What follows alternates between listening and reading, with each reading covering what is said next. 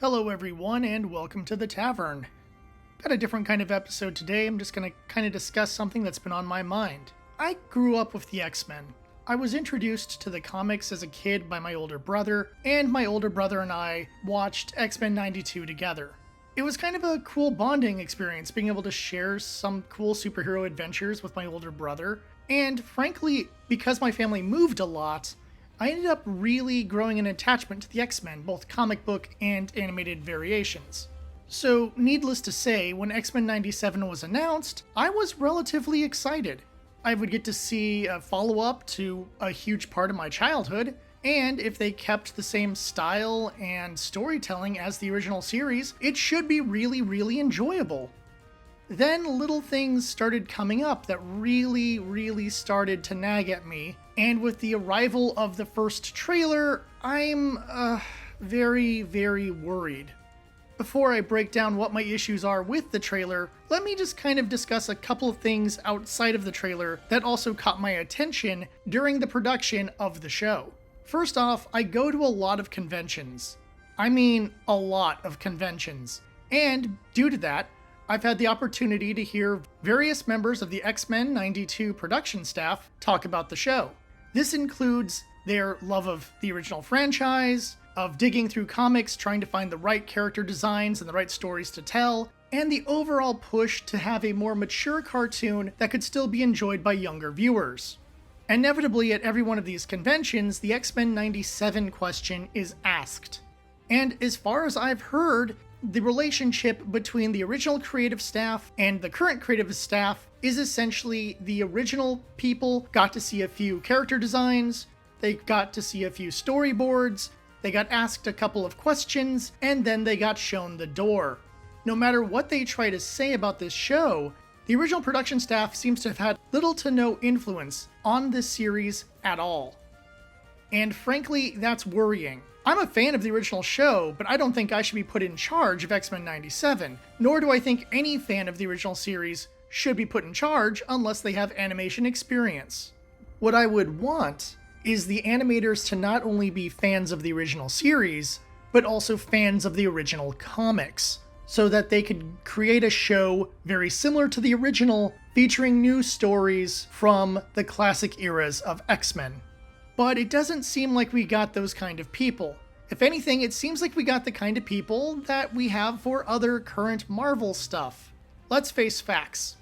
Current Marvel is a shadow of classic Marvel. Ever since Endgame, it has been nothing but diminishing returns. The TV series are relatively terrible, the movies have definitely gone downhill, and the merchandise doesn't sell at all.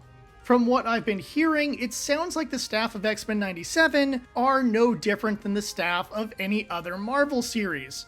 Of the 3 staff members I could find information about, one worked on various DC animated projects and Ninja Turtle projects, one has almost no real experience, and the third was a writer for the Witcher Netflix show. It turns out to be a very weirdly mixed group of people, 2/3 of I would not have hired for this project.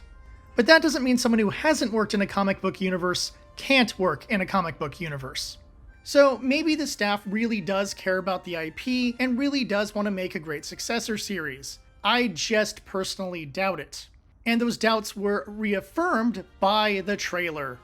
First off, the audio. The trailer has very odd-sounding X-Men voices. I understand the new actors are trying their best to sound like the classics, but they just don't quite sound right. Now, this is a trailer, and those could just be rough takes here and there, but if this is supposed to be a follow-up from the previous season, then it should sound almost identical, and the animation style should be almost identical. However, it looks hyper jank. And I understand that some people could say, oh, but the classic wasn't perfect with its animation. And that's true, the classic also had issues with its animation, especially season 5, when they went to a cheaper production studio, and it shows in the quality of the show. However, this is Disney. Disney has Disney money. They're literally throwing away millions upon millions of dollars for their Marvel TV shows. This should be no different. Its animation should look superb. It should look better than anything else coming out this year, last year, or within the last 5 years. And yet, the trailer looks, at best, like a poorly drawn animatic. Many of their bodies have lost a lot of the definition and design from the original Jim Lee versions of the characters. Everyone kind of has a blobbiness to them that makes them just not look right. And yes, it's pretty obvious they tried to de-emphasize certain parts of Storm and Rogue. However, the men didn't get off that well either. While we do have a couple shots of Cyclops looking pretty buff, the rest of the dudes don't look all that well defined either. It's almost as if they tried to have a couple nice pictures here and there to distract you from how bad everything else looks. More than that, there's a weird quality about the show that just doesn't make it look like the classic series. I can't put my finger on it, and I think I'll be able to describe it better once I watch the show. Now, I understand that I've said a lot of negative.